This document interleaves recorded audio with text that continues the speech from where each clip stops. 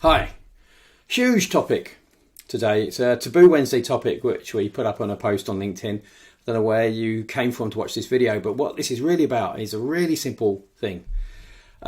Painfully common and very damaging to the individual and to the business they work for, which is simply people are struggling but they won't ask for help. I remember being spoken to by a boss when I first became a manager in my own right. My boss came over to me and she said, "How can I help you?" And I said, "Oh, I'm okay, I'm fine." And I just bluffed out of it, saying, I didn't want to say I didn't know what I was doing. I was a rookie, I was brand new. And my fear of her thinking I didn't know what I was doing means I just didn't ask her for help. And later on, we had a laugh about it and I was all embarrassed because I needed her help because she was way more experienced than I was, and it's a real shame. But my young ego at the time and my fear of being judged wouldn't let me say, "Hey, some help would be good here."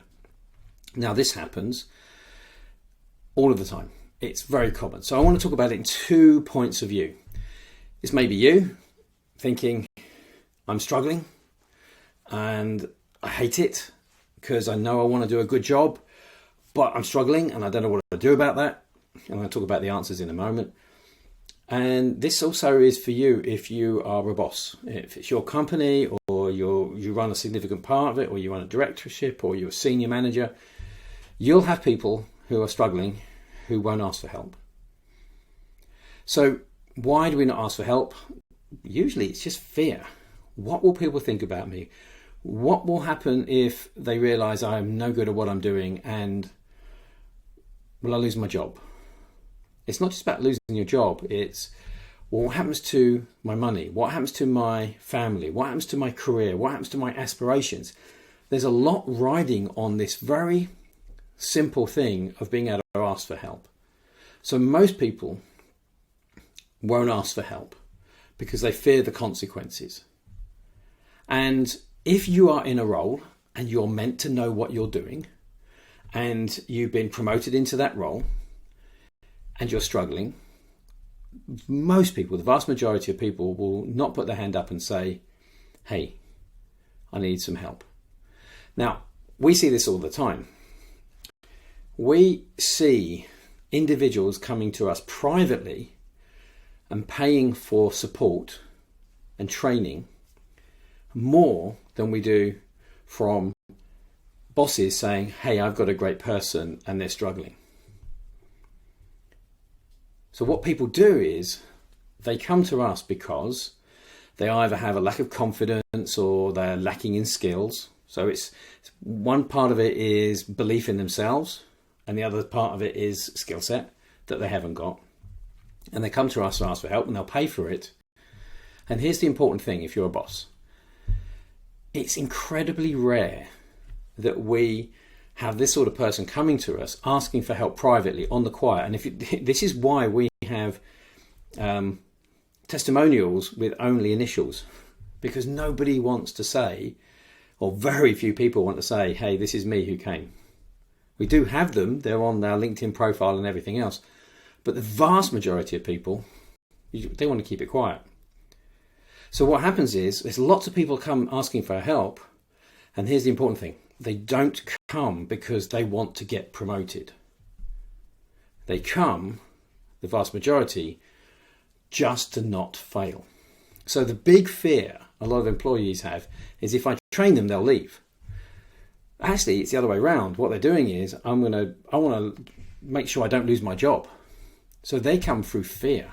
They come through disappointment and frustration in themselves because they know they're underperforming, and their pride wants to make sure that they do a good job, and at the same time that means they won't lose it. So we do have people who say, "I'm ready for the next level, how can you help me?" But these people are struggling, but they won't tell their boss because they're fearful of the consequences. They pay for it themselves, so they actually come up to their own standards, the desire they have to work at the level that they're thinking of. So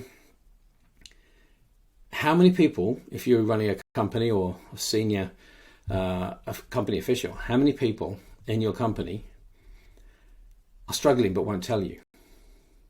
So there are clues to that. And it's often they work many, many hours not to be good, but to not fail. They will burn the candle every sort of end. They'll be stressed. They will get involved in areas in their team's decision making that they shouldn't. They have usually get involved in decisions too low a level, and this is to make sure they don't fail. They don't miss anything. So they go home and they're hyper stressed. Now, these sort of people have that desire. They have that. Often they have a track record which is good, and this is why they get promoted, but they get promoted to a level where they start to struggle. And their track record of being good means that people go, well, they're good, or they have an outward show of confidence. I call it a thin veneer of positivity, but inside they're desperate to not mess up. And we're talking really seriously talented, intelligent people, committed people with integrity, but they won't tell you. So they're underperforming, they're stressed out, and often, eventually, they get burnt out, they go sick, or they step down, they leave because they rather leave than mess up, and then they'll step down to a lower role. So this happens quite a fair bit. So even if you think about it in this way, how much are your most talented people who may be struggling, how much are they controlling in your company? What's the salary of the people in their team? What's the revenue generated by the function that they look after? What is it? How valuable is what they do to the business? And these people will struggle and not get the best out of their teams, but they're desperate to try and do that. So this is what I want to talk about. It's a taboo subject because most people just don't want to confess. Now, it's actually a pretty simple fix. It's actually a very simple fix. Whether it's a confidence mindset thing or it's a skills or both, it's actually pretty simple to fix. And we have many people we work with who've come quietly to us to sort something out, and then they go on and improve massively because they have that ability in them, but there was just something that's getting in the way. So if you're a company owner, I just want you to have a look at your people possibly in a different way and think, how many really of my good people are struggling? And there are certain indicators that you can look for. How many hours they put in. Perhaps they hold back from speaking up.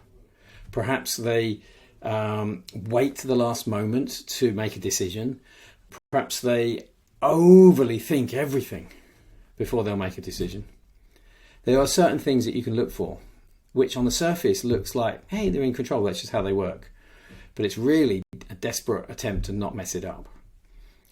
And if you're a person who is not believing in yourself as much as you know you should be, you know you're capable of more, then you can fix this. But here's the thing I do know, is that once this is fixed, the productivity of the whole of their team goes up. Every single time when we get feedback, once they worked on themselves, the leverage that creates is enormous. So we're not talking about the investment in one person. We're talking about the investment in the whole of their team by working on one person. And that's the big difference. And if this has been useful to you, and you think, I've got some really good people, and I suspect a couple of them are struggling, then please get in touch, because we can help you work out if that is true and what to do about it. But if you are one of these people who's, you're capable of more, you're diligent, you have integrity, you often have great track record, but the pressure you put yourself under is huge, and you're holding yourself back, you're capable of more, and then get in touch. We especially love working with entrepreneurs and senior leaders, entrepreneurial people within the corporate world, senior leaders, owners, directors. These are the people that we love working with because you know you're smart, you know you have that drive, you know you have the desire to create results. But usually it's just one or two things holding you back that make things a lot more stressful. So I hope this has been useful to you. It's a really common topic, but it's very hidden. That's why we call it a taboo topic. So many people struggle, but they won't ask their boss for help. So if someone does ask for help, I'll pay attention, because usually they're serious. They've had to pluck up a lot of courage to say, hey, I'm struggling a bit, I could do better. Because the fear of the consequences that often people have is they're quite worried. But now if you think about it another way, if you've got kids, one of your kids comes up to you and says, hey mum, hey dad, can you help me? What would you normally say? Hopefully you'll say, yeah, sure. Why don't we do this with our people in our companies? Why do we expect them to know everything and be able to do everything and never struggle? I hope it's been useful to you, and get in touch. We are really good at helping people improve their behaviour. Thanks for your time.